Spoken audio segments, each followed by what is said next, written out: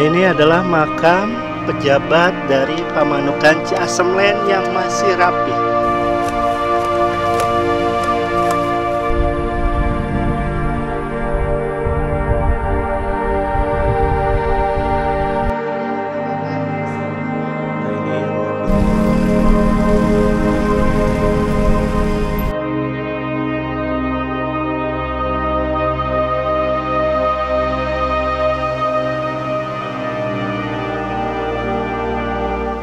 Subang merupakan wilayah utara dari ibu kota Jawa Barat, yaitu Bandung, yang biasa kita kenal kota nanas.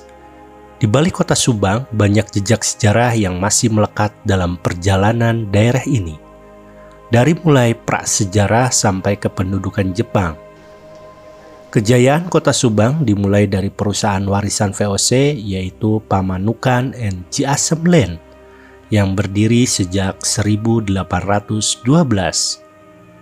Perusahaan yang bergerak di sektor perkebunan ini dinaungi oleh beberapa kepemilikan, dari mulai Muttinghe, Shrapnel and Skelton, dan Hofland bersaudara. Pada masa Peter William Hofland, PNT Land melakukan beberapa pembangunan besar-besaran, di antaranya rumah-rumah untuk pegawai perkebunan, kantor pusat perkebunan sekarang menjadi Hotel Plaza, tempat hiburan untuk para petinggi PNT Land yang sekarang menjadi Wisma Karya, jalan dan jembatan untuk memenuhi infrastruktur perkebunan.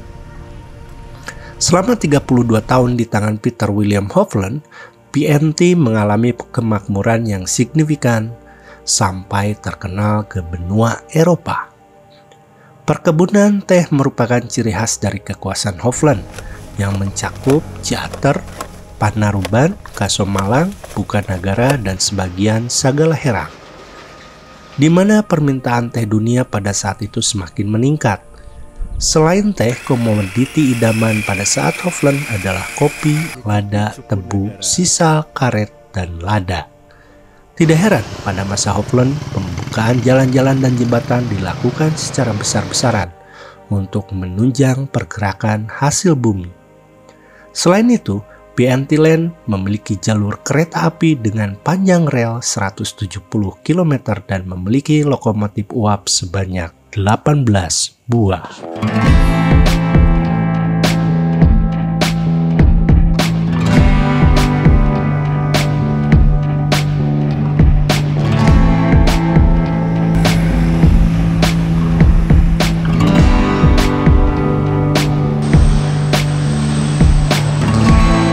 Halo teman-teman, sekarang saya lagi ada di Gedong Bulet, tepatnya di daerah perkebunan Ciater milik PT PN 8. Dan Gedung Bulet ini bagian dari Pamanukan and Ciasem Land milik dari Peter William Hofland.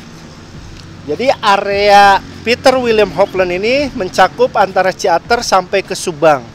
Yang kemarin kita telisik sampai pegunungan Bukanagara. Kemudian kita masuk, ini sepertinya ruangan utama. Nah, ruangan utamanya sayang teman-teman ya, kayaknya ini udah lama tidak dirawat. Tuh, ini ruangan utamanya sama nih kayak di rumah-rumah administrator perkebunan pada saat zaman Belanda. Biasanya di tengah ada yang namanya kahel atau tungku pembakaran kayu bakar. Cuman ini diganti sama kaca yang nggak ada nih tulisannya. Oke, lanjut. Nah, apakah di sini di kamar-kamarnya ada pintu yang keluar? Pintu yang keluar. Nah, ini udah pasti jendelanya masih ori, masih asli. Nah, ini kamar-kamar ya, saya lihat ini kamar-kamar. Ini khas Belanda nih, jendelanya panjang. Nah, ini bagian belakangnya teman-teman ya. Nah, udah pasti ini adalah gudang.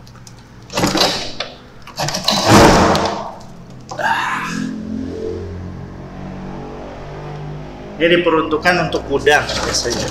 Jadi gudang-gudang barang yang nggak kepakai di rumah disimpan di sini. Kalau zaman dulu disebutnya goa. Nah, ini adalah rumah pembantu. Bukan rumah pembantu, ruangan pembantu. Oh, bukan. Ternyata dapur ya. Nah, ini dapur. Ini dapurnya udah modern. Sebetulnya nggak kayak gini. Bentuknya dulu adalah tungku. Mirip yang di Bukanegara. Dan pintunya juga ini udah diganti sama yang sekarang. Nah, ini nampaknya inilah ruangan pembantunya. Di sini. Pakai dikunci. Nah, ini ruangan pembantu dulu. Biasanya ada kasur di sini. Biasanya ada kasur, sekarang udah nggak ada ya. Buat istirahat. Jadi kalau zaman dulu pembantu itu nggak full time di rumah ini.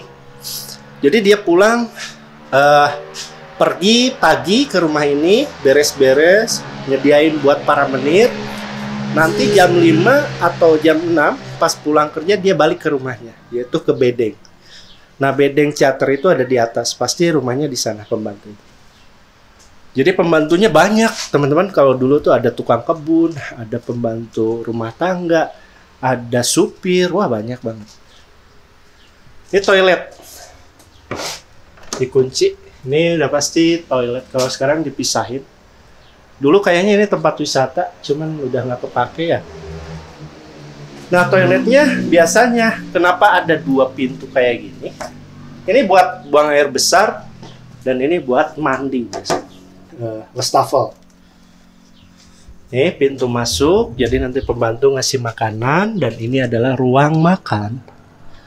Ruang makan, aduh nggak kelihatan. Nah, ini ruang makan.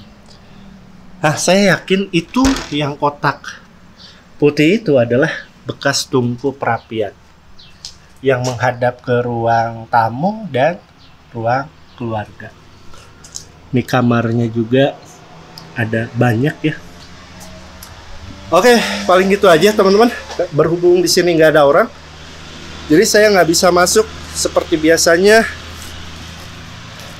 Rumah bangunan seperti ini harusnya menjadi tempat wisata ya, edukasi. Ya, setidaknya untuk penghasilan warga setempat. Nah, kalau di tulisan di atas adalah Sincona Research Center. Berarti ini adalah penelitian tanaman kina. Tanaman kina. Jadi ini dipakai untuk tanaman kina. Kemudian ini adalah yang di depan.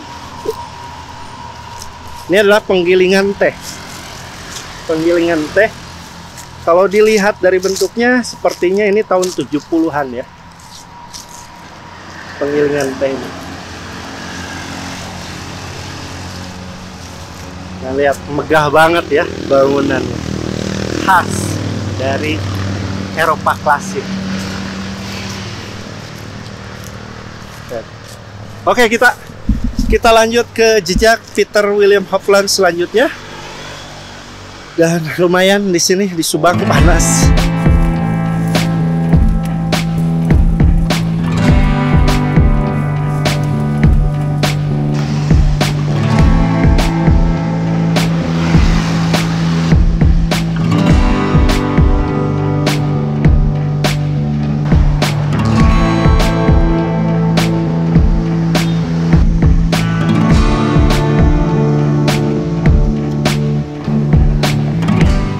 Ini adalah security atau napi naon ya Pak? Security, Pak. Security.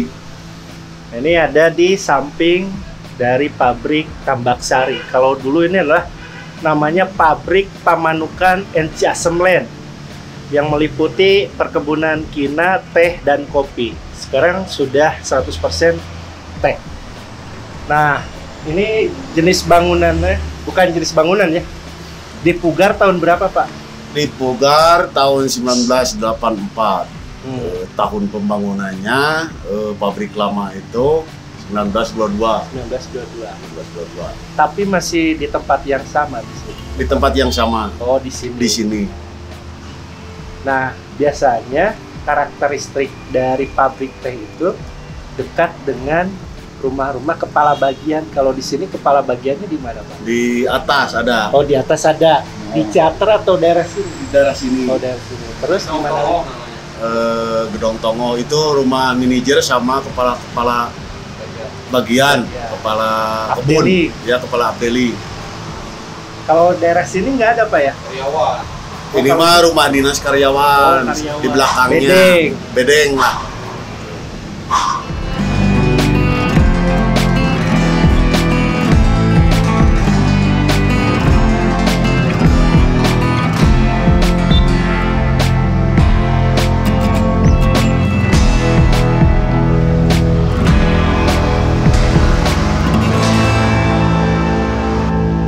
Teman-teman, tepat di belakang saya ini adalah Tugu Lampu 1 yang berada di antara Jalan Suprapto dan Oto Iskandar-Dinata, di mana tugu ini sudah berdiri sejak tahun 1840-an, di mana PT Pamanukan Ciasem Land berdiri. Dan ini menjadi bukti sejarah bahwa mereka menancapkan patok-patok khusus untuk daerah Subang. Dan inilah tugu yang paling besar, pengabdian dari Peter William Hopland, dedikasinya terhadap kota Subang. Ini kenapa dikasih nama Lampu 1? Karena di atasnya dulu ada sebuah lampu. Mungkin dulu adalah lampunya berbentuk lampu cempor ya, atau damar. Dan ini sudah beberapa kali direnovasi dan dipugar, mengalami beberapa perubahan bentuk dari mulai aslinya sampai sekarang. Dan itu arah dari Jalan Suprapto kemudian Oto Iskandar-Dinata.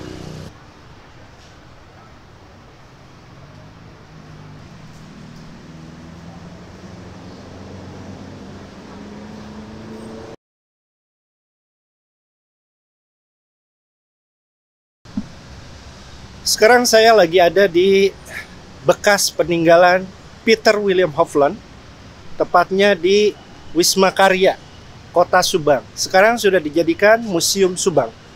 Dan saat ini saya sudah memasuki pintu masuk. Lanjut kita nih. masuk ke Wah, kolonial ini Belanda. Tuan Tanah ya. Iya, Patung Pawehovan di Subang. Ini namanya Peter Peter William Hopland. Hopland. Jadi sejarahnya gimana, Bu? Dia datang ke sini. Nah, jadi dulu tuh kan ada perusahaan namanya PNT Land ya, Bu. Ya. Nah, itu perusahaan yang bergerak di perkebunan. Ada kebun karet, kopi, dan lain-lain. Nah, saat itu masa kejayaannya itu saat masa pemerintahan Tuan Hopland. Jadi saat pemerintahan Tuan Hopland, PNT Land tuh saat sedang naik-naiknya lah masa kejayaannya. Nah, Hopland ini juga sendiri berkebangsaan Belanda ya, Bu? Iya, Belanda. Nah, ini patung ini terbuat dari perunggu asli. Dibuat tahun 1878 di Brussels. Iya, pemahatnya itu orang Belgia ya, Bu? Orang Belgia. Iya, yang pemahatnya, jadi ini tuh impor. Nah, ini dari perunggu murni. Nah, ini ada ininya. karung kopi. Karung kopi. Iya. Karung kopi.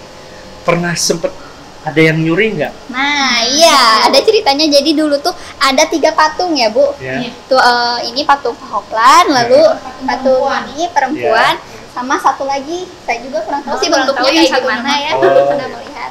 Nah, dulu tuh pernah ada yang mencuri ya, Bu. Ditemukan lagi di daerah Padalarang. Makanya, nah ini lengannya Ada yang patah. Patah. Oh, patah ininya. Iya. Padahal dulu nggak patah. Enggak. Jadi mungkin karena ini dari perunggu murni, Iya. makanya ada yang mencuri. Tapi alhamdulillah ketemu lagi, makanya sekarang Ini disimpan di awalnya museum. memang di museum atau di luar? Nah, dulu tuh Tadinya di luar itu, Tadinya di mana, di Bu? museum. Di Wisma Karya. di depan, Di depan Di depan Wisma Wisma Karya. Karya. Wisma Karya. Itu asalnya. Iya ya. Ini ya. Nah, ini Oh, Ini ini di depan. depan Wisma Iya, Karya Wisma dulunya. Karya. Iya. Kenapa ini tuh ada di depan Wisma Karya? Karena dulu itu gedung Wisma Karya itu sebagai tempat perkumpulan para pejabat PNT Land. Oh, Iya, jadi tempat hiburan lah ya, tempat Bu. hiburan. Iya, tempat hiburan tuh di sini. Nah, Pribumi itu nggak sembarang orang bisa masuk, hanya seorang Demang saja yang bisa masuk. Demak. Iya, jadi yang kesini tuh hanya para petinggi-petinggi PNT Land. Jadi lebih ke society. Iya, societed namanya. Makanya ada patung Kahoplan di depan Wisma Karya karena bentuk inilah penghargaan gitu karena Ini PNT Land Kenapa Hoplan ini disebut dengan tuan tanah? tuan Emang tanah. seberapa luas sih tanahnya? Luas dari Subang Utara sampai Subang Selatan. Jadi Itu- dari Pamanukan sampai Iya, sampai Ke sana. Tanjung Siang Iya. gitu. Tanjung Siang. Iya, nanti ada Bu. di sana petanya, ya Bu. Bukan negara. Iya, coba Iya, nanti ada iya. petanya di sana. Nah ini Nah, kalau ini mah patung perempuan ya, Iya. Bu. Namanya Maria Magdalena. Ini hanya sebagai simbol dari agama Kristen Katolik. Oh, Maria Magdalena. Mungkin teman-teman tahu ya. Siapa Maria Magdalena itu adalah perempuan yang diselamatkan oleh Yesus. Mungkin nanti kita cerita banyak tentang Magdalena. Ini simbol dari Agama Kristen. Kristen Katolik.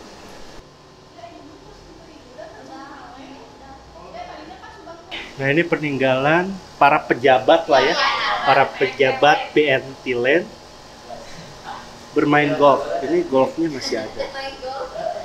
Ini yang paling jadul nih, yang kayak gini.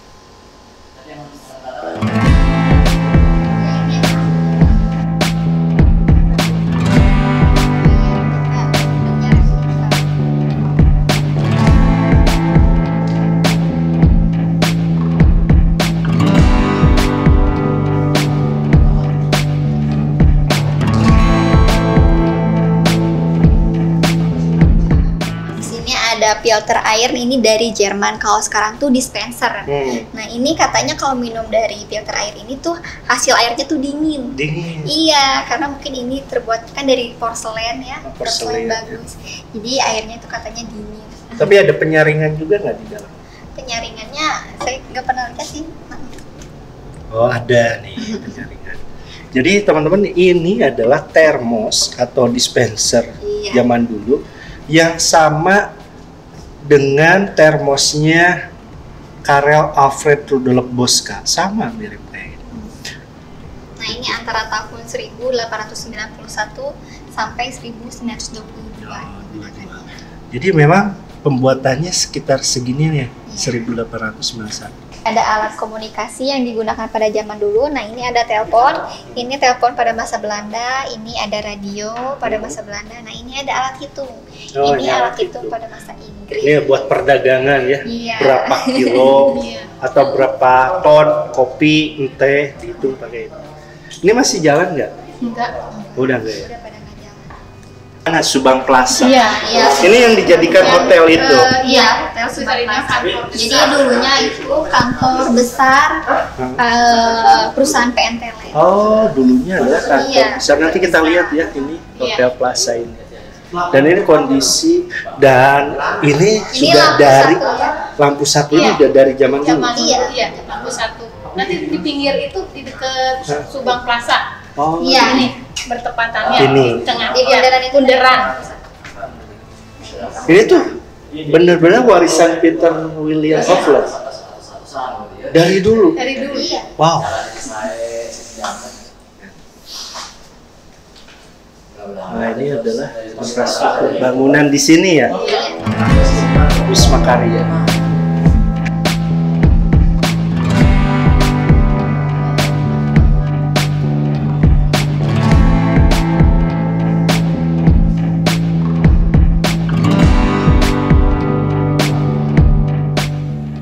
Saya merasa takjub pada saat memasuki Museum Subang ini. Pengetahuan saya tentang sejarah Subang semakin yakin bahwa daerah ini memiliki peradaban yang maju pada saat dikelola oleh PNT Land. Kemudian di museum ini jejak-jejaknya masih tersimpan rapi diikuti dengan keterangan dan tahun pembuatannya. Hampir semua bagian Subang dikuasai oleh perusahaan ini. Jadi wajar setiap kita berjalan di kota Subang selalu menemukan peninggalan-peninggalan kolonial Belanda, baik rumah, perkebunan, pabrik, jalan, dan lain-lain. Jarang sekali saya menemukan jejak kolonial Belanda sekomplit di sini. Selain jejak dari PNT Land, di sini juga saya menemukan jejak peradaban masa prasejarah dengan ditemukannya tulang gajah purba, stegodon, dan manusia purba. Selain itu, di Subang juga ditemukan zaman Neolitikum di mana manusia purba sudah mengenal alat berburu dan bertani. Hah, budaya lah? Budaya Dongson. Dongson tuh Tionghoa. Masa perunggu lah. Oh, masa perunggu. Iya, nah ini ada bejana perunggu. Oh. Bejana perunggu ini ditemukan di situs Tangkil ya Bu, Ya, di Serang Panjang. Panjang. Nah jadi itu ikon Museum Subang. Ini Karena ini tuh barang yang langka. barang yang langka. Iya, di Indonesia sendiri saat ini baru ditemukan 3 bejana perunggu. Di Subang, di Madura, sama di Kerinci. Kerinci. Iya, Ini jadi usianya udah berapa tahun? Nah, 20 Masehi berarti kurang lebih seusia 20 tahunnya Yesus Kristus. Ya. nah ini ada hewan berkaki 4. Nah ini tuh menggambarkan hubungan alam atas dan alam bawah dan lingkungan sekitarnya. Wow. Kaula ageng dan kaula alim. Jadi memang bayangkan teman-teman, bangsa Eropa masih pakai kayu, bangsa kita 20 Masehi sudah pakai perunggu. Jadi peradaban kita tuh memang jauh lebih hebat ketimbang bangsa Eropa. Ini? Nah ini peninggalan zaman-zaman kerajaan. Oh ini kita sudah masuk ke kerajaan Iya. Subang Larang. Hindu dan Buddha. Nah, ya. Nah ini ada replika patung Nandi. Patung Nandi. Jadi Nandi itu sapi jantan. sapi. Sapi jantan. Jadi sapi jantan itu dianggap suci kan ya oleh umat Hindu Buddha. Kenapa? Karena dianggap sebagai kendaraan Dewa Shiva. Ini ditemukannya di daerah mana Bu? Cipancang. Serang Panjang. Herang Panjang. Serang Panjang. Cipancang. Desa Cipancang. Ini juga hanya replika yang aslinya ada di Sri Baduga Bandung. Oh, jadi yang aslinya ada di Sri Baduga. Baduga Bandung. Jadi memang sama bangsa Hindu Buddha nggak boleh ya? Iya, gak boleh dimakan kan? Iya. Dianggap suci. Suci. Dari Iya, Subang. Subang.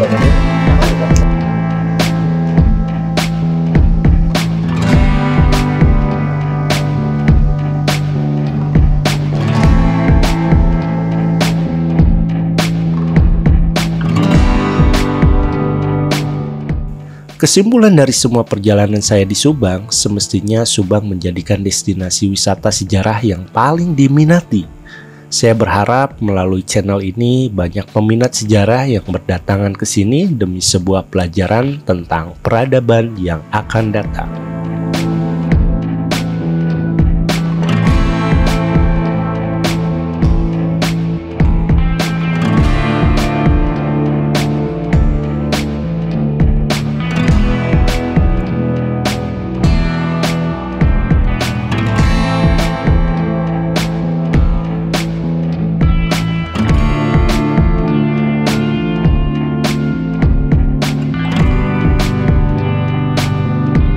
Tata letak dan poinnya apa? Ini ada golok terpanjang di dunia. Golok terpanjang Iya. di dunia dengan panjang berapa? Kurang lebih 13 meter.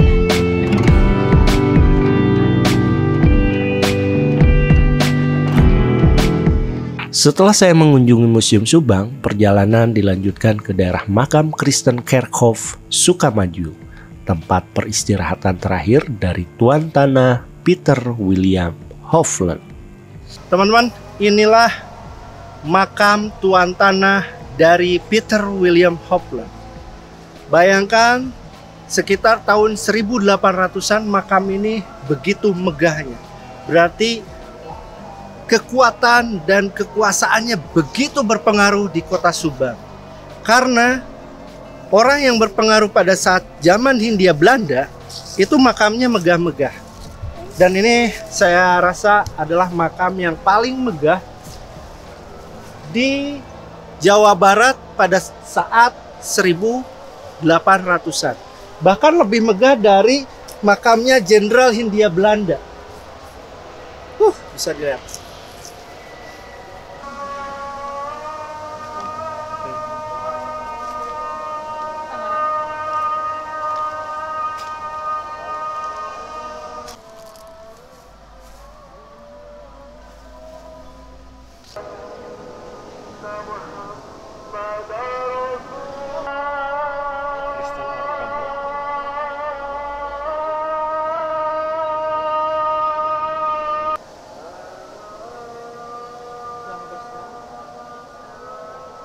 Di apa di namanya cagar wisata lah gitu namanya. Cagar budaya. Cagar budaya ya. Makanya kita kemarin dibersihin waktu ada ya banyak yang ke sini. Banyak yang ke sini dari Bandung, Jakarta. Iya, iya. Nah, kita Sejarahnya. ya sejarah Budaya. ya. Banyak. Iya. Oh, ini. Masih Nah, ini makam zaman Hindia Belanda. Amsterdam. Ya, telah beristirahat Johannes Jacobs Haag tanggal 28 Mei ini 1883 bertepatan dengan ya masih berdirinya Pamanukan Encassemland. Ya, Jalupang aja kali jati. Oke teman-teman, kita kenal dengan Hofland bersaudara ya. Mungkin ini adik atau kakaknya. Itu namanya atau anaknya yaitu Magnus Hermanus Hofland. Lahir 1828, meninggalnya 1866. Ini makam. Kemudian ada lagi ini makamnya. Nggak tahu ini adalah makam istrinya atau bukan ya. Atau memang TB Hofland ini. Kita nggak tahu karena jejak nisannya sudah nggak ada juga. Ini udah campur dengan makam-makam pribumi ya.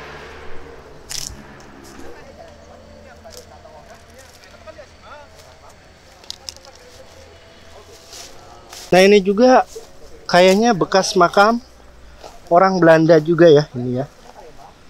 Oh, tuh. Ini juga kemudian ini padahal ini adalah kerkhof dulunya. Kerkhof itu artinya adalah tempat beristirahat atau pemakaman. Nah ini juga udah nggak ada lagi. Nggak ada. Nisannya udah nggak ada.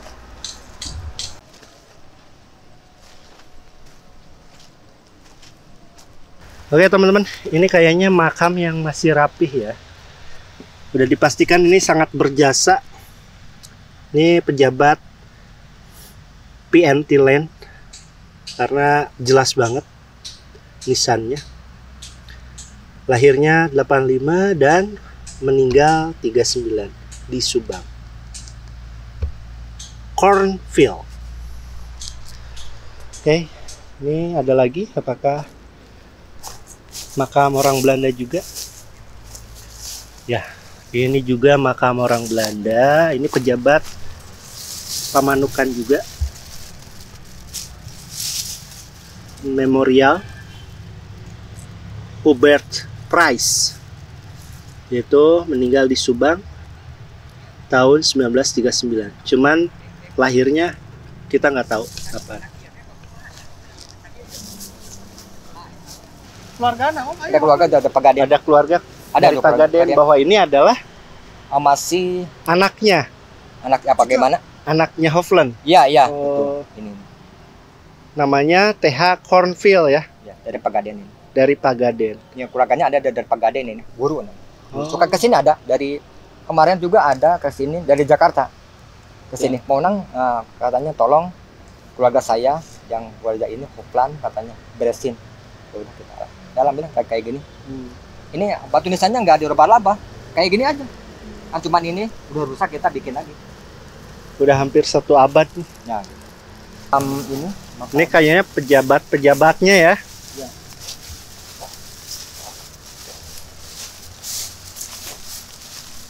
ini dari Negara.